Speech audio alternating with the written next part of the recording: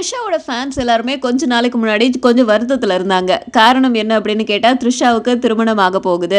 திருமணம் ஆனதும் அவங்க நடிக்க மாட்டாங்க அப்படிங்கிற மாதிரியான நியூஸ் எல்லாம் கேள்விப்பட்டு. ஆனா இப்போ த்ரிஷாவோட ரசிகர்கள் எல்லாருக்குமே ஒரு சந்தோஷமான விஷயம் கொண்டு வந்திருக்கேன். என்ன அப்படின்னா, போகி அப்படிங்கிற திரைப்படத்துல வந்து நம்ம த்ரிஷா நடிக்க போறாங்க. நிச்சயதார்த்தம் நடந்து முடிஞ்சிருச்சு. இதுக்கப்புறம் நடிக்க மாட்டாங்க அப்படின்னு சொல்லியிருந்தாங்களே நம்ம த்ரிஷா, எப்படி போகி திரைப்படத்துல நடிக்கிறாங்க அப்படிங்கிறது தானே உங்க சந்தேகம். போகி திரைப்படம் மூலமா இவங்க திரும்பவும் நடிப்பாங்க அப்படின்னு நமக்கு லைட்டா தெரிய வருது. இருந்தாலும் போகி படம் முடிஞ்சதுக்கு அப்புறம் அடுத்த திரைப்படத்துல அவங்க கமிட் ஆகும்போது தான் தொடர்ந்து நடிப்பாங்களா அப்படிங்கிற விஷயம் நமக்கு தெரிய வரும். இப்போதைக்கு த்ரிஷா கையில பூலோகம், அப்பா டக்கர், லயன், ரம், போகின்னு சொல்லிட்டு வரிசையா நிறைய திரைப்படங்கள் கையில இருக்கு. இதுல இவங்களுடைய என்ன எறிந்தால் திரைப்படம் இந்த மாசம், அதாவது 5ஆம் தேதி ரிலீஸ் ஆக போகுது. இந்த போகி திரைப்படத்துல த்ரிஷா கூட பூனம் பஜ்வா, அவங்க கூடவே ஓவியா 3 பேரும் வந்து நடிக்கிறாங்க.